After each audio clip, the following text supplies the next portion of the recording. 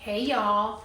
Okay, so I know it's been a little bit since I did a study homeopathy Substack, but I'm bringing in my wife Jen because I felt like this labor and delivery series or pregnancy and homeopathy, you know, I referenced her a lot because she was a midwife and has a lot of experience in this world. And that's how we met. Oh, that is how we met.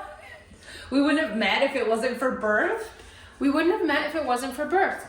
So so today what we're going to talk about is what to expect if you are going to labor at a hospital.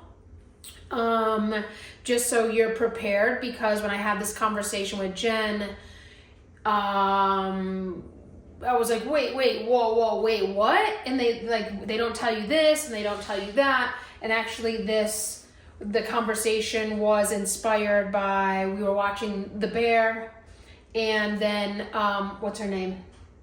Went into labor on The Bear. The Bear is a TV show. If you guys know, people that you know The Bear. Some people don't know The Bear. Chef, they know The Bear. If you don't know The Bear, you should immediately go and watch The Bear. But if you don't know The Bear, so good.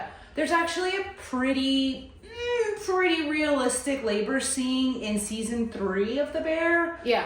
Which most labor scenes you watch and you're like, oh my god, this is terrible. Like, and there's nothing realistic about it. But this scene is like, it's quasi-realistic. Yeah, and so we're like, we were watching that scene together, and Jen was like, oh, they shouldn't do that, they shouldn't do that, and this, and they didn't tell her this, and they didn't tell her that, and I was like, wait, people need to know this, like, before going in.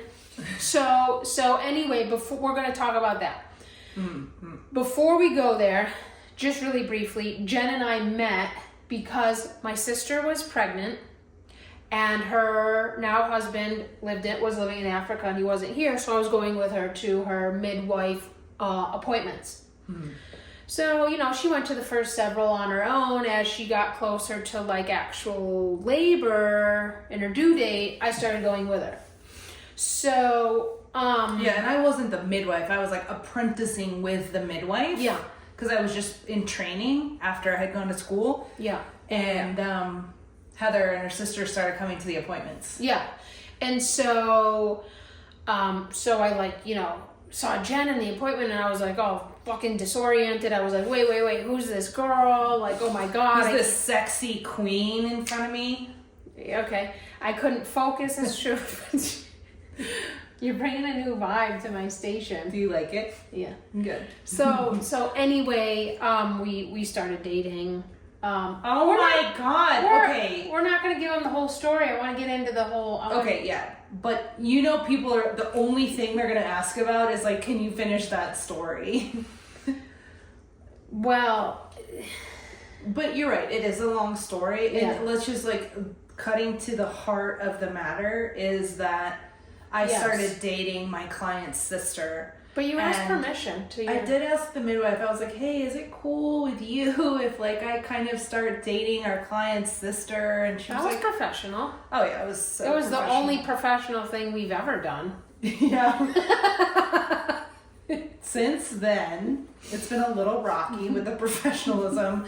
But no, but the thing is that the long story short, and this whole story is like a novella in and of itself, but long story short is that Heather and I were at a birth together, which is the birth of our nephew, who's now 13. Almost Is he going to be 14? He's going to be 14 in a couple weeks. Okay. And so we were at the birth together, and we realized in that birth moment, that we're really good together in intense situations and in crises, and it's like an area where Heather and I thrive, which is also why farming is an area that we can do together. It's a good fit because it's daily chaos that's usually manageable. Usually. That's why I said it, usually. Yeah, it's a little rocky on the manageable. Yeah. Anyway, okay, go ahead. Okay, so let's just like, so here we are 14 years later. Right? Yeah. Right. Yeah. Correct. Yeah. So birth is a really big part of our relationship. So it makes sense too to like talk about it, and Yeah. we know a lot about it. The midwife didn't make it to the birth of my sister's birth. The first one. So it was me, Jen, and my sister.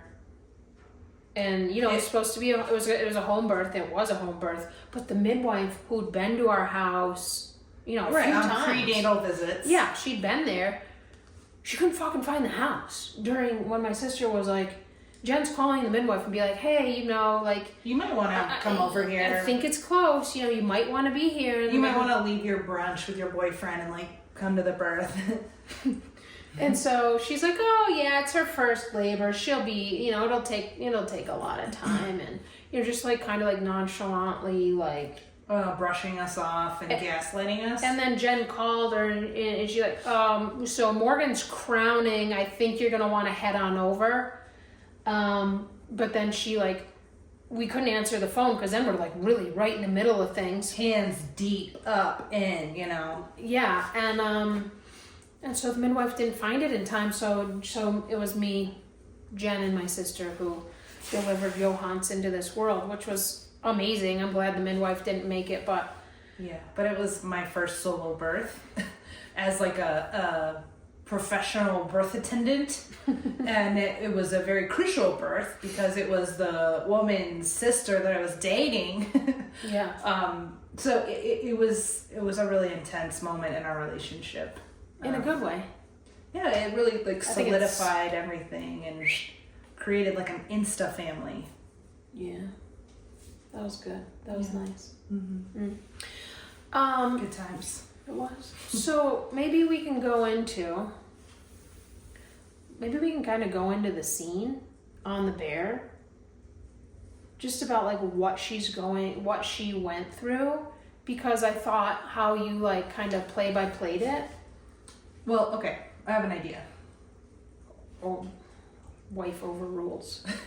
Just because I don't want the conversation to have to predicate on the fact that people have watched The Bear. Okay, that's fine. Most people, like most women who go into labor and are planning a hospital birth, most people go to the hospital really soon. Like the second they go into labor, they're like, fucking get the bags and let's get in the car and let's go. Let's go to the hospital, right? Right. I think that's the first problem. This is good. This is right off the bat, we have a problem with that. So what are some signs and it's false that your water's going to break first, it is false. Yeah, your water could never break in your entire labor. Your water could never tell you break. that. Which is called when babies are born in the caul. Mm-hmm. They're born in the sac of waters without it being broken, which was how I was born. It means you're a witch. Okay. But it does happen where the baby is born in the sac of waters, and then you break the sac of waters once the baby's born, and then they breathe outside of the bag of waters.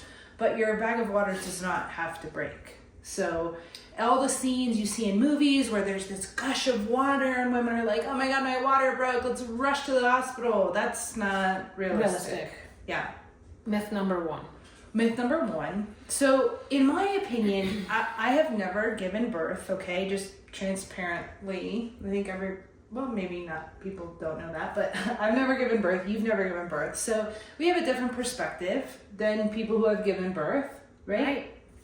But you've been to a lot of births. I've been to a lot of births. And if it were me and I were going to go to the hospital, because listen, no shame if you need to go to the hospital. If that's where you feel safe, if that's where you feel comfortable, that's what you need. If you start at home, finish there, whatever, Totally fine.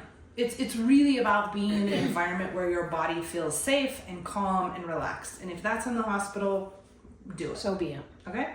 It's a whole thing.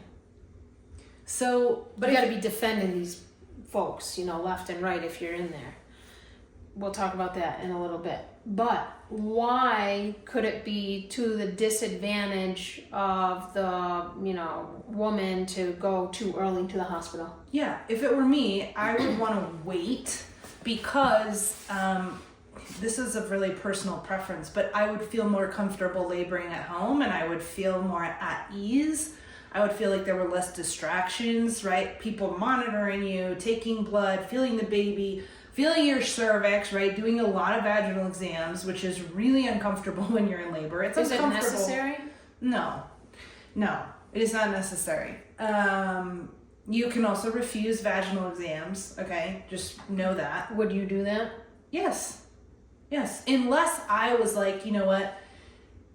A vaginal exam is really going to calm me down because I want to know how many centimeters I'm dilated, then sure. Then maybe. Yeah. Or if there's maybe an issue, then obviously. Yeah, but the only issue they're going to feel, you guys have to understand the anatomy is very simple.